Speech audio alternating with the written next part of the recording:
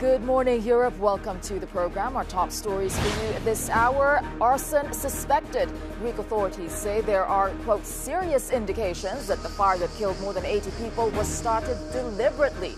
Plus, over in the Cube, our social media news desk. From fires to floods, as Greece battles more extreme weather, people there feel hopeless and are demanding answers.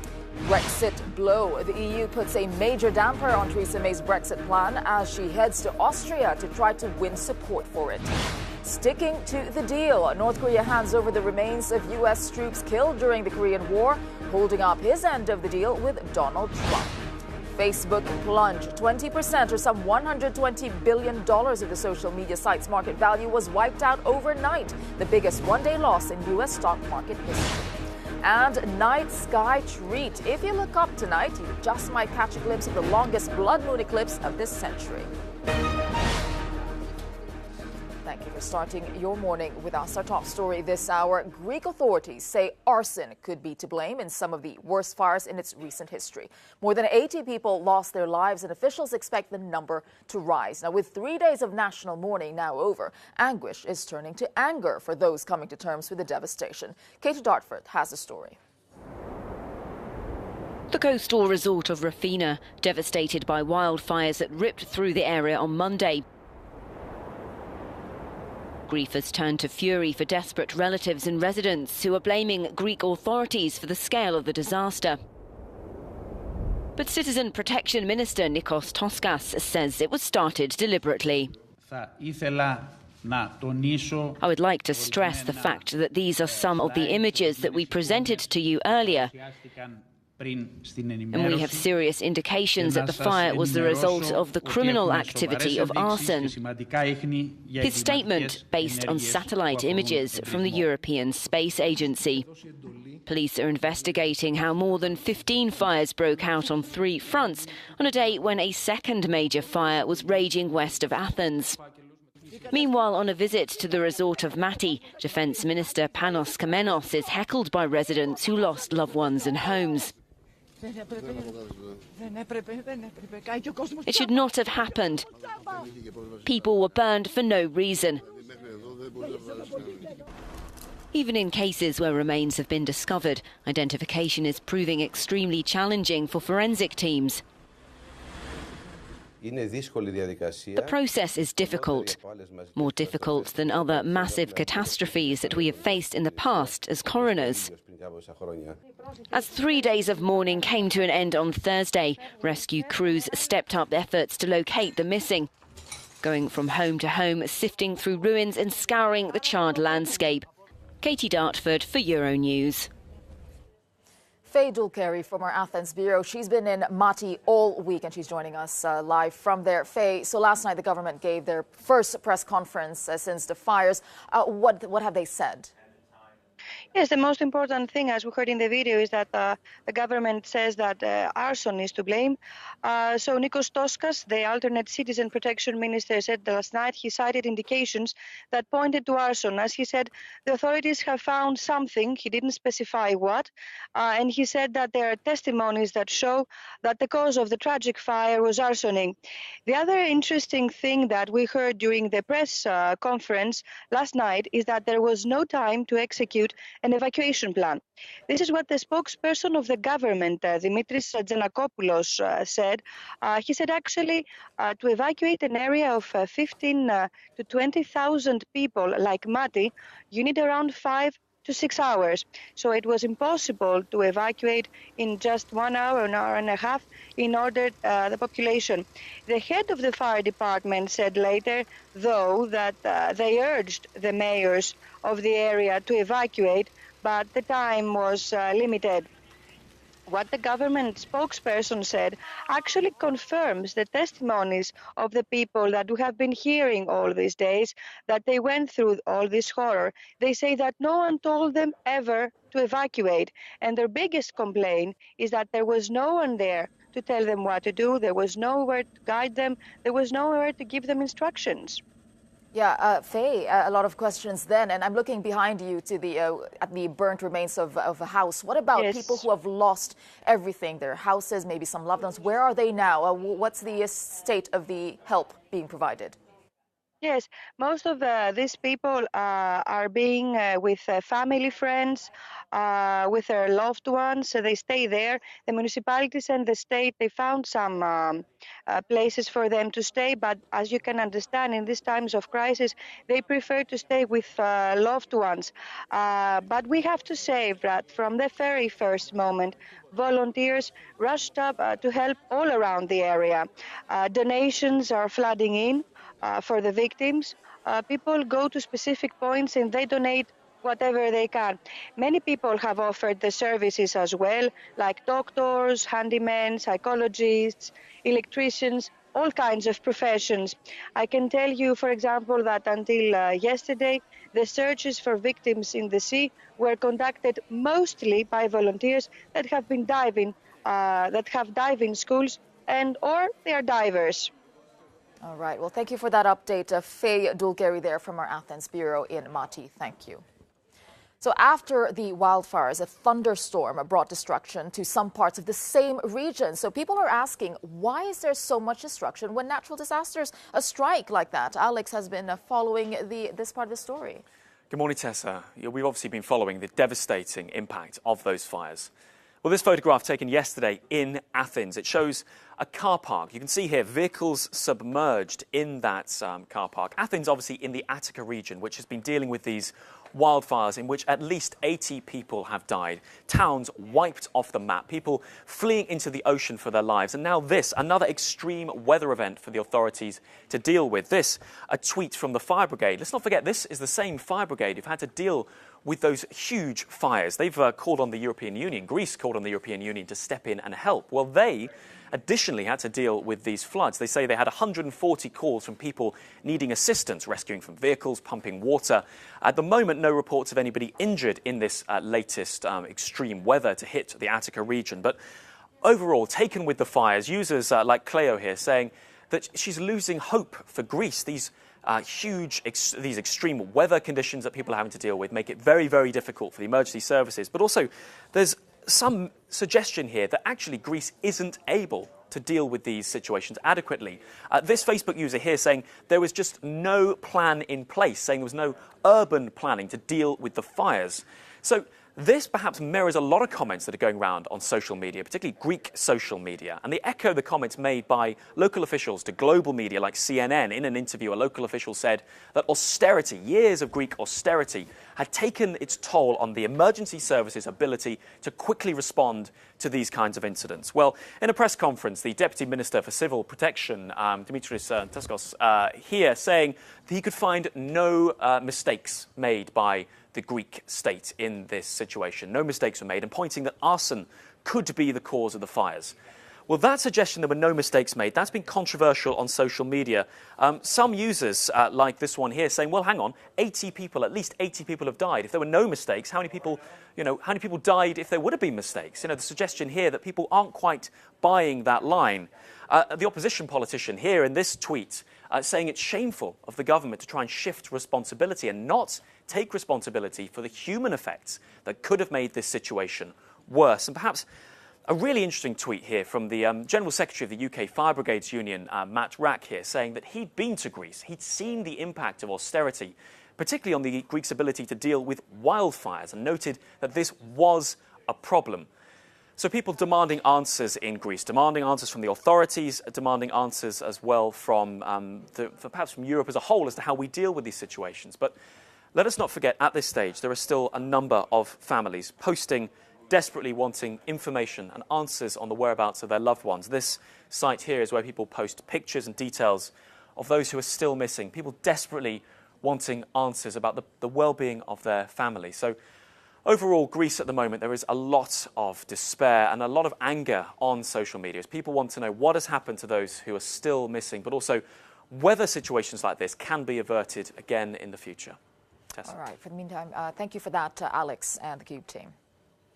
And still to come for you on Good Morning Europe, a Brexit blow for Theresa May as EU negotiator Michel Barnier rejected a key element of her plan on tariffs. We'll ask what that means for her negotiations as he heads to Austria later today. And as Facebook recorded the biggest fall in U.S. stock market history, we'll ask what's next for the tech giant. We'll be back after a short break. Your top story on Good Morning Europe. Greek officials say there are serious indications that the fire that killed more than 18 people was deliberately started. Grief is now turning to anger from survivors over the emergency response to the disaster.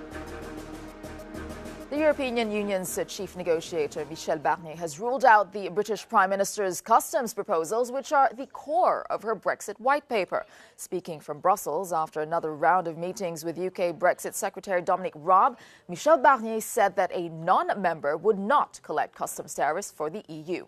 Echoing language of the Brexit campaign, Barnier said that the EU had to, quote, take back control of its money, law and borders. Here's what Michel Barnier had to say. The EU cannot and the EU will not delegate the application of its customs policy and rules, VAT and excise duty collection to a non-member who would not be subject to the EU's governance structures.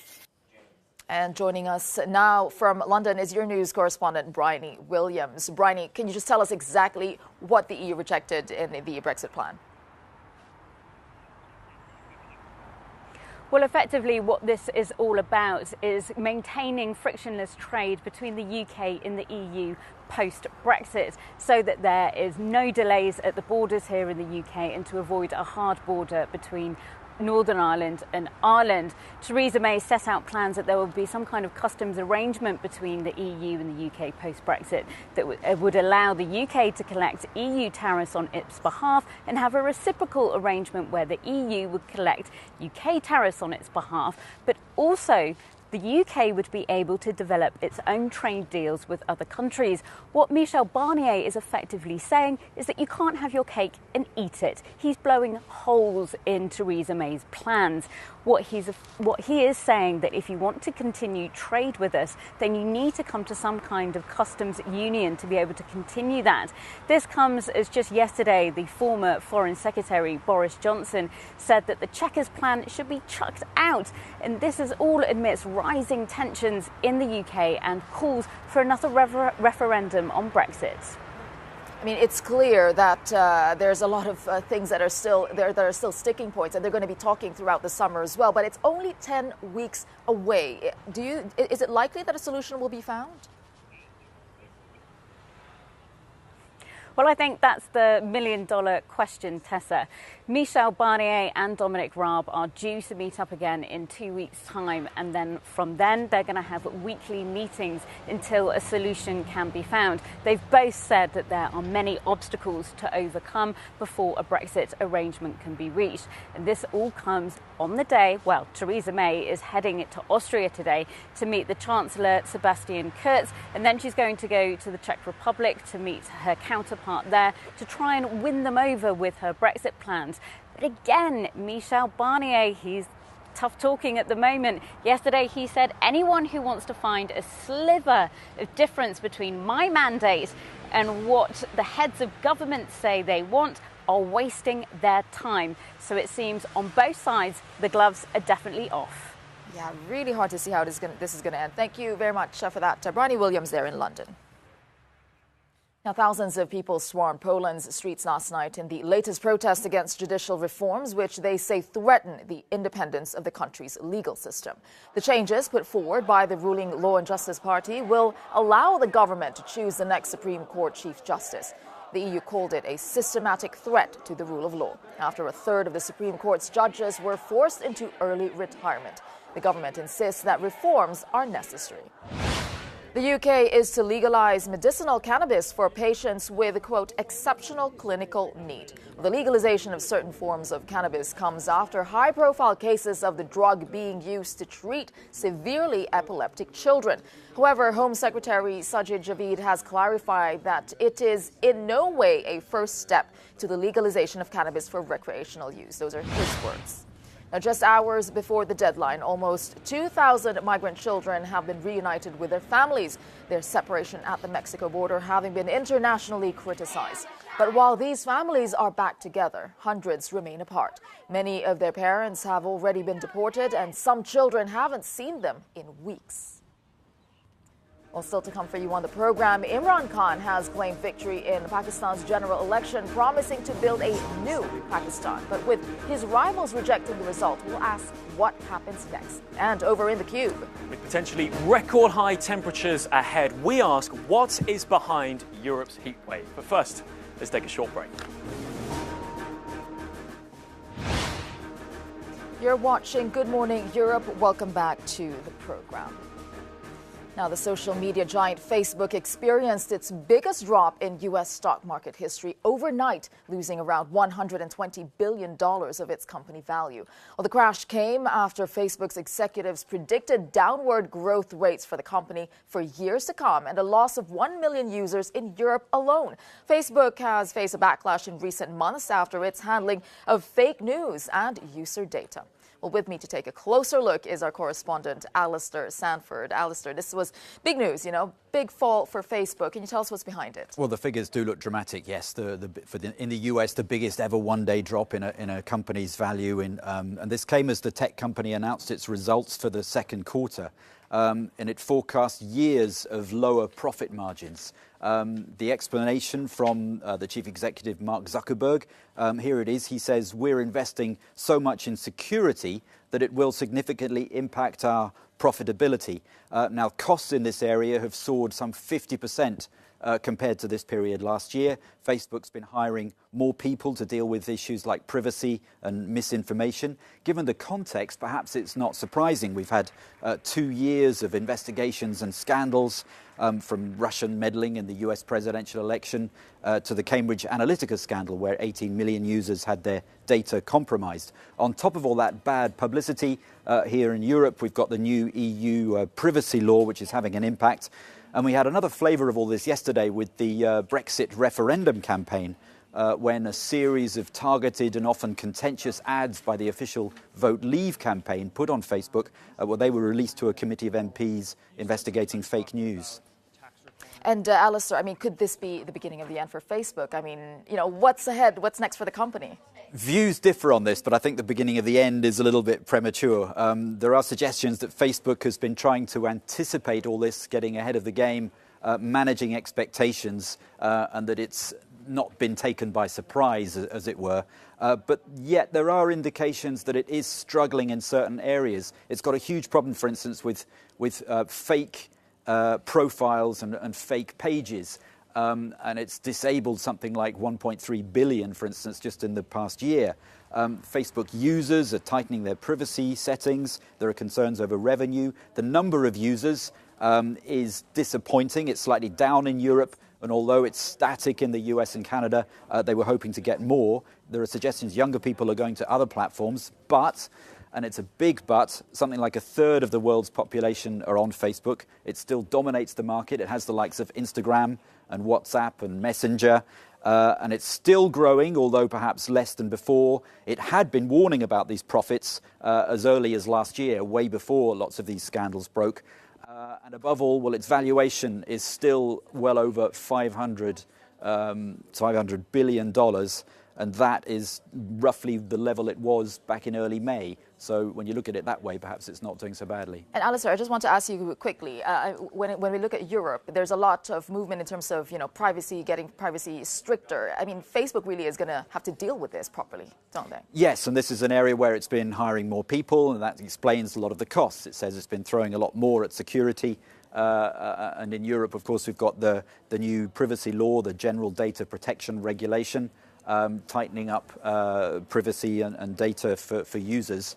But a lot of it is really about how it looks. It's all kind of bad news, which doesn't make its image look very good, but it's still an incredibly powerful company, including in Europe. Indeed. Thank you for that analysis, Alistair Sanford there. Thanks. Now let's go to America, where in the light of Donald Trump's stance on tariffs, a BMW factory is concerned for its future. Louise Miner reports.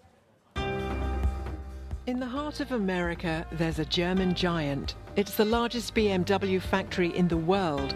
Welcome to Spartanburg, with 10,000 employees and 1,400 vehicles produced every day. But since Donald Trump threatens to tax imports in the sector, subcontractors fear to be the first victims. If the whole system is not working, then for sure we have to think about all the jobs. Well, it'll probably cut out us contractors. People's gonna stop building stuff if they don't have the money. 70% of the cars manufactured here are destined for the external market. The biggest exporter is the United States, at the forefront of the trade war. It's a disaster for the city of Spartanburg if there are fewer cars produced or they're too expensive to manufacture. The entire region relies on the good health of the German company. BMW was really the rebirth of not only our community but our region. Almost everything you see around downtown today. Even if he is a supporter of Donald Trump, he condemns his commercial policy. Negotiating fair trade deals at the expense of local Spartanburg jobs is a wrong approach. At Spartanburg, however, the effects of the commercial war are already being felt in the 400 companies installed in the wake of BMW. David Britt, a Republican, has already seen the price of steel increase by 22% in 3 months. I don't think the president, I don't think he had any intention of this happening, and we need to have him corrected as quickly as possible. He added if the trade war intensifies, that's almost 40,000 jobs in South Carolina, which could be at risk. That was Louise Miner reporting there. We'll have a lot more coming your way, including more from Greece. We will be inside an emergency coordination center. Plus, why is it so hot? We'll find out what is behind that heat wave in Europe and across the world as well. And in Pakistan, Imran Khan, a former cricketer, he has declared victory in Pakistan's general election. We'll have analysis on that one. But before that, let's go to today's no comment images that we've shown you a little earlier from Greece, where those areas burnt by those wildfires. These are images taken from the air.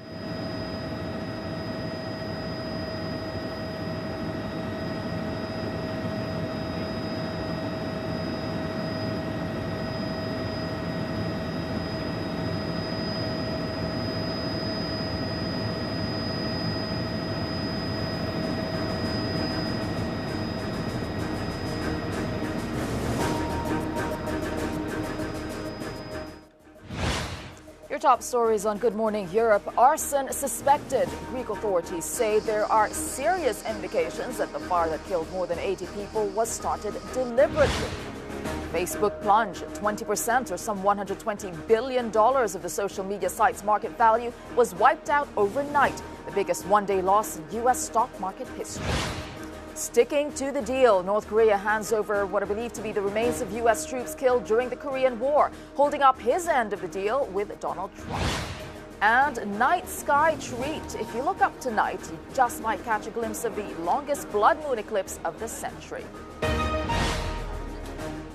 As you were just saying there, it's going to be a jam-packed weekend for sky gazers. Tonight, look out for the longest total lunar eclipse of this century. Meanwhile, Mars will be making its closest approach in 15 years. And then on Sunday, NASA will celebrate its 60th anniversary. Well, to mark the anniversary, NASA has partnered with the U.S. National Symphony Orchestra for a concert with stunning images of the Apollo 11 moon landing set to Claude Debussy's Clair de Lune, or Moonlight.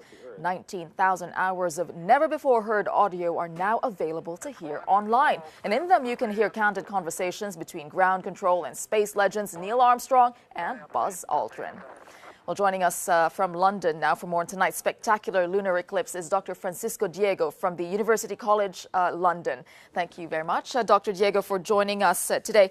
There's a lot of talk about the lunar eclipse tonight. Can you tell us what's so special about this?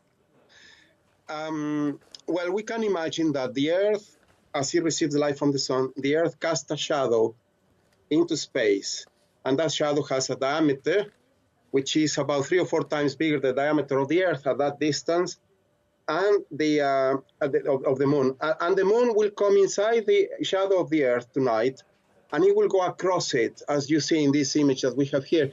Now, as it goes across, it can go through the center of the shadow or through one side of the shadow. In this particular occasion, it will go through the center of the shadow, which is just a coincidence, which means that it will go across the diameter of the shadow of the Earth, and it will take a little bit longer than usual. I mean, usually eclipses go not exactly in the center, and that makes this eclipse extremely long, I mean, a bit longer than other eclipses, a few minutes longer, and that's the curiosity about this eclipse.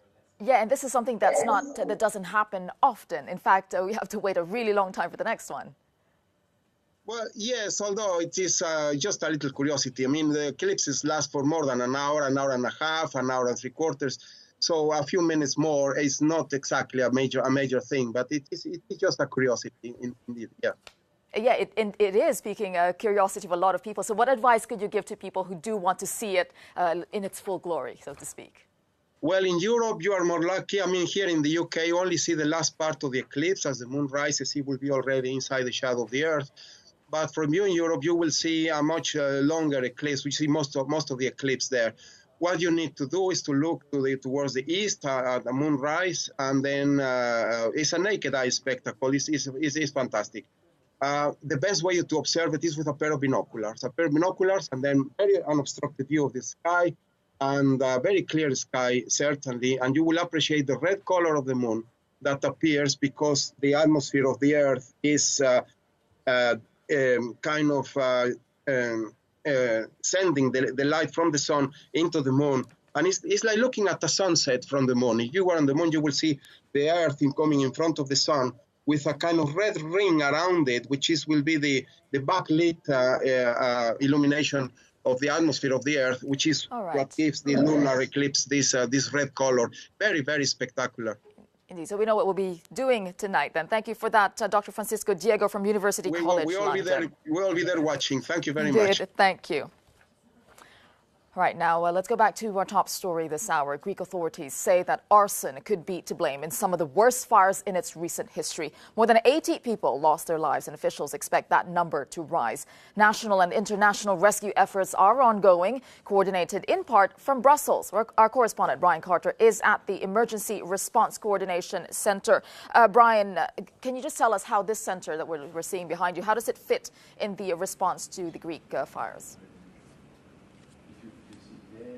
Well, this is really the coordination hub of the EU civil protection mechanism. As you can see behind me, they monitor hazards happening around the world 24/7 in order to offer the fastest response possible. Since 2001, they've been on more than 300 emergencies, from the tsunami in Japan to the Ebola outbreak in West Africa to, of course, the forest fires now happening in Greece. If you look at this map here above my right shoulder, this shows the forest fire hazards in Europe, and the darker the area, the more higher the risk is. On this map here, this is a map of Rafina in Greece that shows the extent of the burnt areas. And over my left shoulder, this is a map of Greece and Sweden to show the current deployments trying to help over there and try to rescue people. I'm now joined by the EU spokesperson for civil protection and crisis management, Mr. Carlos Ruiz de Gordejuela. Carlos, thanks for being on the show with us. In the case of Greece, how did your services react? Yes, good morning. So when we received late on the 23rd a request for assistance from Greece, we immediately dispatched this request. We immediately sent this request to all member states that participating in this mechanism. So very quickly, in an hour and a half, we start receiving the first offers. The next day, we got more offers, and this allowed us to provide a very, very quick and efficient assistance in terms of planes, in terms of ground forces, in terms also of satellite images, as you have shown here. So we provide Copernicus satellite that allows the authorities in Greece to have a follow-up, a very close point of the situation. Our Commissioner Stylianides, also went there on the ground to assist and coordinate this offer of assistance for many member states. We have now currently 4 countries active in Greece. Well, obviously there are catastrophes happening around the world. Where and when and how do you decide to intervene? Well, where? Everywhere in the planet. We cover all kind of emergencies, natural catastrophes, human catastrophes. How is decided? It's for the country affected to ask for us. As in the case now, Greece activated the mechanism. Let's not forget that we also had another current crisis in Sweden. We were able to cover that. They asked for assistance. We had 10 countries offering assistance. We were able to provide assistance to all these countries. But of course, we need to reinforce because we see that every year we have more and more cases of natural catastrophes. Thank you very much. And of course, in these emergencies, time is really of the essence, and that's really the role of these men and women working here. Back to you. All right, thank you very much for that, Brian Carter there in Brussels. Thank you, and his guests. Thanks. Now, extremely hot, dry conditions in Greece created tinderbox conditions, contributing to the quick spread of the fires. Well, Greece is among a number of countries experiencing higher temperatures than usual. Countries from Japan to Norway to the USA have seen mercury soar, sometimes with catastrophic outcomes. Now, UK firefighters have had to tackle a number of grass fires, and in Germany, preventative measures are being taken during this heat wave. So what is behind the extreme heat we're seeing across the world? Well, our team in The Cube have been taking a look at this. So let's head over to Alex. Alex. Tessa, perhaps this tweet sums up what a lot of people are saying on social media. It's a tweet by the European Greens, and they're saying that, pointing out the fires that we've seen, this one here is the fires in Sweden. The tag here, climate change, it's here, it's happening. A lot of people using hashtag climate change in posts on social media about this summer's extreme weather. But as this Bloomberg article suggests, there are other factors to think about as well. For example, they call it a kink in the jet stream. So what is going on? Well, let's speak now to Dr. Dan Mitchell of Bristol University in the UK, who's a climate expert studying the last century's weather and looking forward to the next century. Dan joins us now live from the UK. Good morning to you, Dan. I just want to ask you, first of all, climate change. When people talk about that as the cause of this weather, is that the full story? It's not the full story. It's certainly a large part of the story. Climate change has warmed the background climate by about 1 degree to present day. So we know the heat waves in the Northern Hemisphere have been made worse due to climate change. It's not to say that they wouldn't have occurred at some point without climate change. So in Iceland, for example, they've had perhaps one of the worst summers they've ever had. So what's going on? Yeah, so Iceland is an interesting one. Its weather's very closely related to that of the UK, in that it normally gets the opposite of what we get in the UK. And that's to do with the jet stream, because the jet stream, which is an area of sort of high winds around 5 miles up in the atmosphere, can be very wavy. And if it's wavy over the UK, then it's sort of the opposite wave over Ireland, so they get the opposite weather. So very quickly, to what extent has the jet stream played a role in the wildfires and in the extreme weather we've seen across Europe? Well, the jet stream is a very interesting one. It's sort of, at the moment it's quite weak and it's also very windy. So think of the jet stream as a large wave in the atmosphere, very similar to waves you see on the beach. It's much, much larger. And so this wave can connect different regions of the Northern Hemisphere together. And that's what we're sort of seeing at the moment, the connection between heat waves in Europe, in Japan, and in parts of America, just by this wave. And that may or may not change under climate change, we just don't know. One very final question, Dan. You're obviously looking ahead to the next 100 years about how the climate could change. What do we have in store for us then? Well, extreme heat waves is an obvious one in climate change because we know these things are going to increase. So expect to see more of these. In terms of other extreme weather, then kind of still going on. In terms of a connection event like these, actually, that's not well known. Well, Dan Mitchell in the UK there. Thank you very much. Well, needless to say, if you want to read more into the story, looking at the causes of extreme weather, then on Euronews, we have been comparing this summer to last summer. You can follow us on Twitter, have a look at our page there and read more into the story.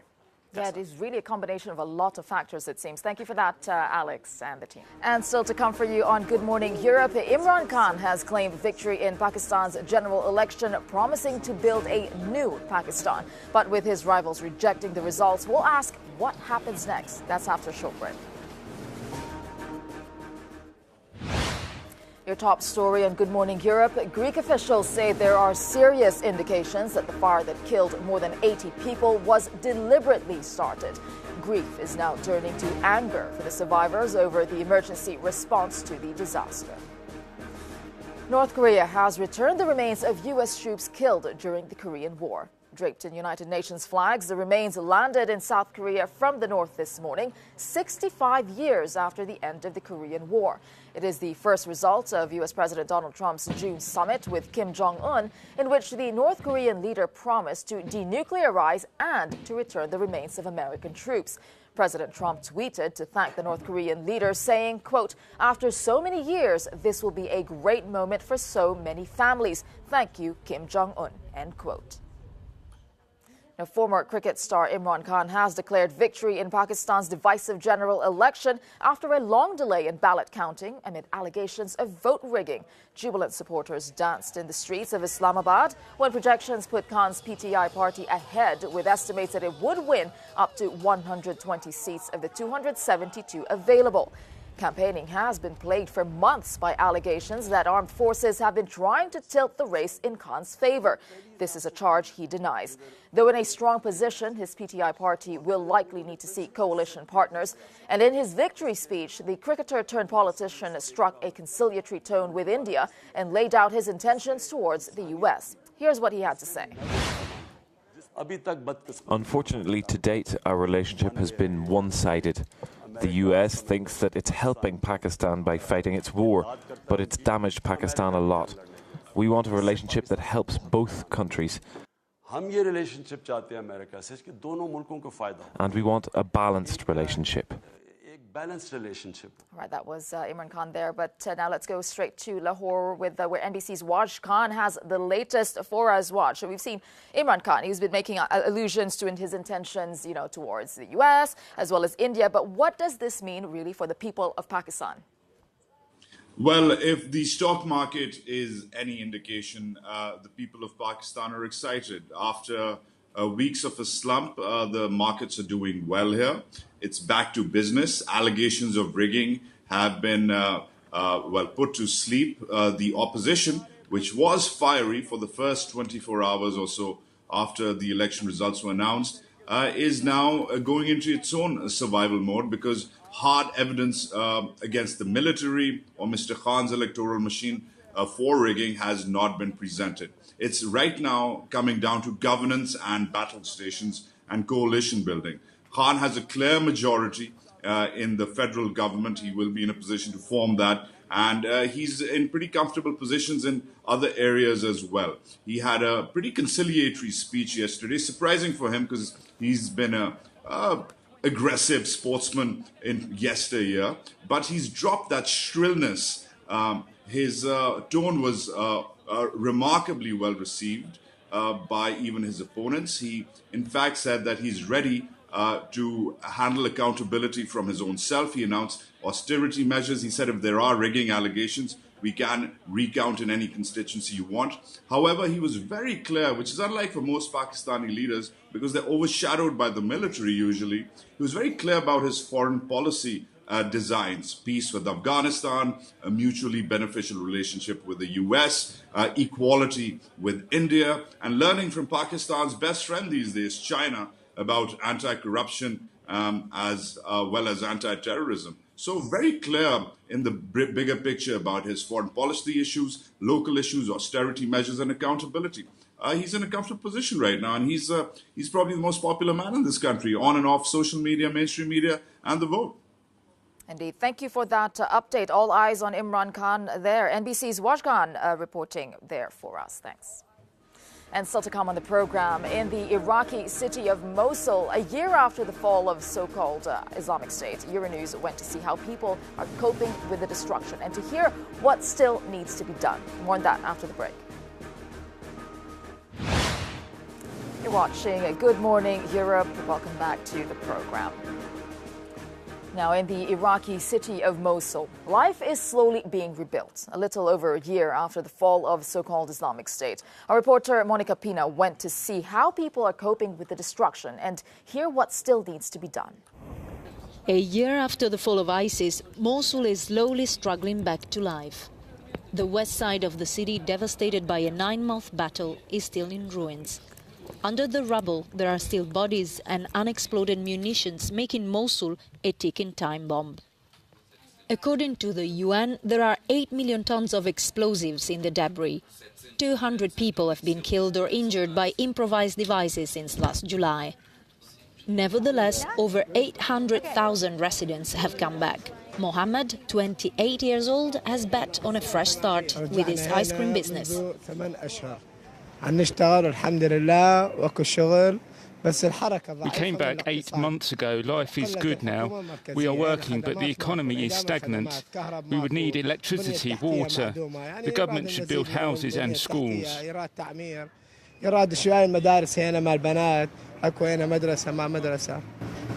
The conflict has taken a heavy toll on civilians. The number of deaths is still highly uncertain and ranges from 9,000 to 11,000 according to different sources. Survivors often carry the marks of the battle. 54,000 civilians were injured since ISIS took control of the city in 2014. Today they need assistance. الحادث جيتاني والولادي أنا يم الباب عاد أفتح الباب دفوت. I was about to open the door with my children when an explosion hit us. I lost consciousness. My daughter died at the hospital and my 3-year-old son died on the way. Adil worked as a taxi driver. Now his taxi lies destroyed in the courtyard and his hopes of rebuilding a livelihood depend on him getting back his self-sufficiency. Rehabilitation and stabilization, including IED's clearance, are among the priorities of the EU Humanitarian Aid Department in Iraq. This and the stories of the people of Mosul are the focus of our next A-Zone report on air this week. Monica Pina, Euronews, Mosul. Now, Monica Pina is joining me now in the studio. Monica, we saw devastation in Mosul throughout those years. And we saw in your story bits and pieces of life, it seems, coming back. Can you tell us what you saw when in Mosul? Yeah, well, as you could see in the report, the level of devastation is still massive 1 year after, actually, ISIS was defeated. According to the UN, there are still something like 11 million tons of rubble. So that's huge. And people have to be very, very careful about how they are going to deal with it because it hides any sort of explosive. So unexploded shells or unexploded devices. And let's just think that during these 9 months of battle, there were something like 1,700 airstrikes. So all these bombs are still there. And people are aware of that. So they are coming back, but the rate of returns is slowing down. And for example, the risk is there. Last Saturday, when the day after I came back, one family of 5 was killed going back to their homes. Yeah, but indeed, at least they are trying slowly to rebuild their lives. Of course, yes. They are. All right, thank you very much for that, Monica Pina, for joining us in the studio. And thank you, as always, for joining us on Good Morning Europe. Do stay with Euronews for all your top stories. And in the meantime, we will leave you with today's snow comments. It might make you slightly nostalgic. From the Cavern Club in Liverpool, 6 decades after the Beatles first performed there, Sir Paul McCartney returned to perform in front of some lucky 250 people.